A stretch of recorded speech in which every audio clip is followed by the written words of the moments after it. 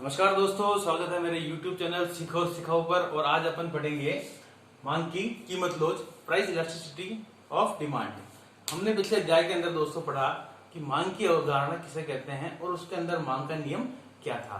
तो मांग के नियम में अपन ने पढ़ा कि यदि किसी वस्तु की कीमत बढ़ जाती है तो उसकी वस्तु की मांगी जाने वाली मात्राएं घट जाती है, और यदि किसी वस्तु की कीमत घट जाती है तो वस्तु की मांगी जाने वाली मात्राएं बढ़ जाएगी। अतः अपन कह सकते हैं कि वस्तु की कीमत व वस्तु की मांगी जाने वाली मात्रा में प्रतिलोम संबंध होता है। कीमत बढ़ती है तो वस्तु की मांग घटती है। लेकिन उस प्रश्न का उत्तर उस पाठ में नहीं मिला था। यदि वस्तु की कीमत कितनी बढ़ेगी तो उसकी मांग कितनी घटेगी। इस बात को जानने के लिए हम आज पढ़ रहे हैं मांग की कीमत लोच। तो सर्वप्रथम इस पाठ के अंदर अपन पढ़ेंगे, एक लाइन मैंने लिखी है ऊपर, मांग की कीमत लोच क्या है। तो मांग की कीमत लोच बताती है कि कीमत में परिवर्तन होने पर मांग की मात्रा में कितना परिवर्तन होता है।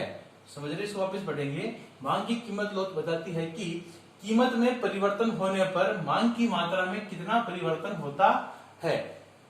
इसका एक सूत्र है मांग की कीमत लोच का, इसको बोलते हैं ईडी, इलास्टिसिटी ऑफ डिमांड से इसको साइन करते हैं। और इसका सूत्र है मांग की कीमत लोच का, मांग की मात्रा में अनुपातिक परिवर्तन बटेवा कीमत में अनुपातिक परिवर्तन।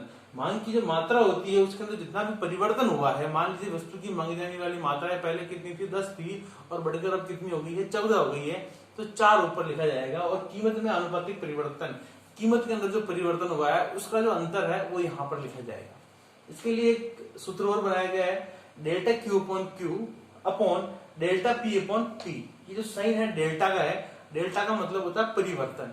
इसको समझने के लिए मैंने इसका फुल फॉर्म भी यहाँ पे लिख रखा है कि क्यू जो इसके अंदर है इसका मतलब है मांग की प्रारंभिक मात्रा, और पी का जो मतलब है वो है प्रारंभिक कीमत, और डेल्टा क्यू का मतलब है मांग की मात्रा में परिवर्तन, और डेल्टा पी का मतलब है कीमत में परिवर्तन। इस सूत्र के माध्यम से हम क्या करेंगे, इस पाठ के अंदर मांग की कीमत लोच को ज्ञात करेंगे। तो मांग की कीमत लोच को ज्ञात करेंगे। इसमें एक बात सदैव स्मरणीय है कि मांग की मात्रा व मांग की कीमत के मध्य सदैव विपरीत संबंध होता है। अतः मांग की लोच जो होती है, मांग की जो लोच होगी वो क्या होगी, सदैव ऋणात्मक होगी। ये बात आप सदैव याद रखिएगा। मांग की लोच सदैव ऋणात्मक क्यों होगी, क्योंकि मांग की कीमत और मांग की वस्तु की मांगी जाने वाली मात्रा के मध्य संबंध क्या होता है, सदैव उल्टा संबंध होता है, प्रतिलोम संबंध होता है। इसीलिए मांग की लोच सदैव क्या होती है, ऋणात्मक होती है। अब इस सूत्र को हम कुछ उदाहरणों द्वारा समझने का प्रयास करेंगे कि वो उदाहरण किस प्रकार से हम लें कि इन सूत्रों को हम बहुत ही क्लियरली समझ पाए। एक सवाल है मेरे पास, वस्तु की कीमत में 10% गिरने से कीमत क्या हो रही है, उसकी 10% गिर रही है, माइनस के अंदर है। वस्तु की कीमत में 10% गिरने पर उसकी मांग 10 इकाई से बढ़कर 14 इकाई हो जाता है, और जो मांग जो है वो क्या हो रहा है, 10 से बढ़कर कितना हो गया, 14। ये किसमें हो गई, प्लस में। तो कीमत और मांग के अंदर विपरीत संबंध है। कीमत क्या हो गई, 10% गिर गई, और मांग क्या हुआ, 14 पर 10 से 14 हो गई, मतलब 4 क्या हो गई, बढ़ गई। इस स्थिति के अंदर आप कीमत जो लोच है उसकी गणना करनी है। ठीक है, कर सकते हैं। सूत्र कौन सा लागू होगा, ये वाला ही सूत्र लागू होगा, मांग की मात्रा में अनुपातिक परिवर्तन बटेवा कीमत में अनुपातिक परिवर्तन। तो सर्वप्रथम ऊपर वाला भाग जो है मांग की मात्रा में, तो मांग की मात्रा हमारे सामने क्लियर है, 10 से बढ़कर कितनी हुई, 14। अब कितना प्रतिशत वृद्धि हुई है दोस्तों, 4% वृद्धि हुई। कैसे ज्ञात किया मैंने, परसेंट इसलिए मैंने निकालना पड़ा क्योंकि पहले कीमत जो है उसमें कितना देर का है, परसेंट के अंदर देर की है, इसलिए जो मांग की मात्रा होगी वो भी किसमें निकालनी पड़ेगी, प्रतिशत के अंदर ही निकालनी पड़ेगी। तो इसके अंदर फर्क कितना आया है, 4 का फर्क आया है। तो 4/10 इंटू 100, ये आंसर आ गया 40%। तो कितना फर्क आया इसमें, 40% फर्क आया।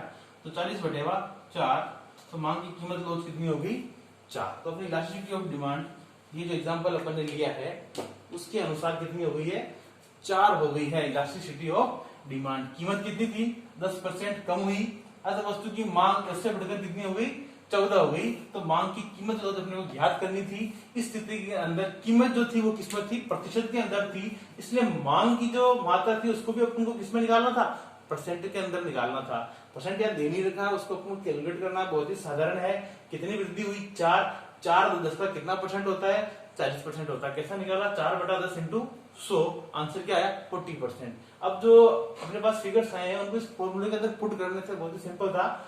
40 जो था वो मांग की मात्रा में आनुपातिक परिवर्तन था, इसलिए मैंने इसको ऊपरी हिस्से में लिखा है। और 10 जो था वो कीमत के अंदर गिरावट थी, वो मैंने नीचे हिस्से में लिखा। तो 40/10 आंसर कितना आ गया, 4। तो इलास्टिसिटी ऑफ डिमांड कितनी हो गई है, 4। एक एग्जांपल और लेंगे, उसके द्वारा भी हम इस सवाल को समझने का प्रयास करेंगे। एग्जांपल और है मेरे पास। जब कीमत 7 रुपए से बढ़कर 10 रुपए हो जाती है, ये देखिए प्राइस है, 7 से बढ़कर कितनी होगी, 10 हो गई, ठीक है। तो किसी वस्तु की मांग 6 इकाई से गिरकर 4 इकाई हो जाएगी। तो डिमांड है 6 इकाई से गिरकर कितनी हो गई, यहाँ प्लस हो रहा है और यहाँ क्या हो रहा है, माइनस हो रहा है। प्राइस कितनी हो रही है, 7 से बढ़कर कितनी हो गई, 10 हो गई। प्लस कितना हुआ है, यहाँ पर 3 हुआ है, इसे लिख देते हैं। और यहाँ पर कितना हुआ है, माइनस, ये 2 हुआ है, 2 का फर्क आया है।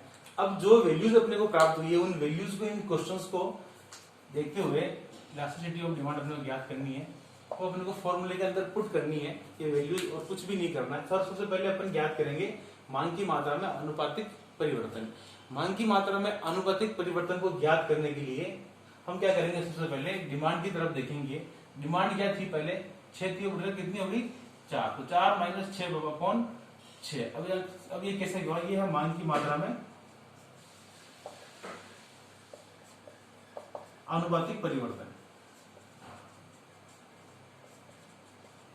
हम अभी इस सूत्र के जो ऊपरी हिस्सा है उसकी बात कर रहे हैं, 4 - 6/6। अब ये कैसे आया, ये वाली वैल्यूज अपन ने यहाँ लिखी है, डेल्टा क्यू रख रखा है। डेल्टा क्यू का मतलब होता है डिमांड के अंदर क्या परिवर्तन आया। परिवर्तन आया जी 4 - 6 परिवर्तन आया अपॉन क्यू। क्यू मैंने पहले बताया था, मांग की मात्रा, मांग की प्रारंभिक मात्रा। तो मांग की प्रारंभिक मात्रा कितनी थी, 6 थी, इसलिए मैंने इसके नीचे हिस्से में 6 लिखा। अब 4 में से 6 जाएंगे तो आंसर बच जाएगा -2/6। इसको अपन काटेंगे, 2 एकम 2, 2 3 6, तो -1/3 इसका आंसर आया है। इसी प्रकार से अपन कीमत में अनुपातिक परिवर्तन ज्ञात करेंगे। ये बिल्कुल सेम टू सेम आएगा, सेम यही फॉर्मूला लगेगा। जैसे मैंने यहाँ पे 4 - 6 लिखा था, उसी प्रकार से मैं यहाँ पे 10 - 7 लिखूंगा। और उसी प्रकार से मैं यहाँ सूत्र वही है, डेल्टा P/P। P का मतलब होता है प्रारंभिक कीमत। प्रारंभिक कीमत कितनी थी, 7 थी। तो 10 - 7 कितने हो गए, 3, और 3/7 इसका आंसर आ गया।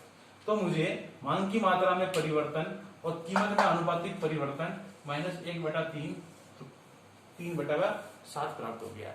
अब मुझे 1/3 -1/3 और 3/7 को क्या करना है, इस वैल्यूज के अंदर पुट करना है। इस जगह पे मैं यहाँ पुट कर रहा हूँ, ये का यही सूत्र है, आप इसको देखिएगा। तो ऊपर वाला हिस्सा जो डेल्टा Q/Q था वो अपन ने ज्ञात किया था, -1/3। फिर बटेवा के अंदर आएगा डेल्टा P/P, ये निकला 3/7। ये 3/7 आ गया, क्योंकि ये भाग में है। आपने बचपन में पढ़ा होगा, इसको सॉर्ट आउट कैसे करते हैं, गुणा लगा के मैं इसको विपरीत कर दूंगा, अंश को हर में कर दूंगा और हर को अंश में कर दूंगा। तो आंसर आ जाएगा -1 को मैं 7 से गुणा करूँ तो -7, और -7/9 या 0.77। तो मैं यूं कहूंगा मांग की कीमत लोच इस उदाहरण के द्वारा 0.77 हुई। और एग्जाम में क्वेश्चन भी बिल्कुल इसी प्रकार से ही आएंगे कि मांग की कीमत की लोच की गणना कीजिए। यदि किसी वस्तु की कीमत 7 से बढ़कर कितनी हो गई है, 10 रुपए हो गई है, और परिणाम स्वरूप उस वस्तु की डिमांड 6 से घटकर कितनी हो गई है, 4, तो आपको इलास्टिसिटी ऑफ डिमांड की गणना करनी पड़ेगी। तो उसमें आपको ये सूत्र लगाना पड़ेगा, डेल्टा Q/Q और अपॉन डेल्टा P/P। और यहाँ पे जो Q जो था वो क्या था, वस्तु की प्रारंभिक मांग थी, और जहाँ P जो था वस्तु की प्रारंभिक कीमत थी। और डेल्टा लग गया, इसका मतलब उसके अंदर परिवर्तन, मतलब डेल्टा Q का मतलब है वस्तु की मांग में परिवर्तन, या डेल्टा P = वस्तु की कीमत में परिवर्तन। इस बात को थोड़ा समझिएगा, बहुत ही आसान सवाल था और ये थी मांग की कीमत लॉज की बेसिक थ्योरी। कल वह जो अपन पढ़ेंगे उसमें मांग की लॉज की श्रेणियां के बारे में अपन पढ़ेंगे। जितना पढ़ाया है उसको आप ध्यान से पढ़ें, बार बार वीडियोस देखें, रिवाइंड करें। कोई भी प्रॉब्लम हो तो मेरा जो व्हाट्सएप नंबर है 9928321414 उसके ऊपर केवल और केवल व्हाट्सएप कर सकते हैं। Thank you very much.